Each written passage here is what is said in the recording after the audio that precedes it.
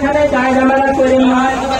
আমাদের ছাত্র আন্দোলন বাস স্ট্যান্ডে পৌঁছালের সামনে হইতেছে, আপনারা এখানে সবাই ওখানে জড়ো হন। আমরা সবাই মিলে এখানে আবার আসবো।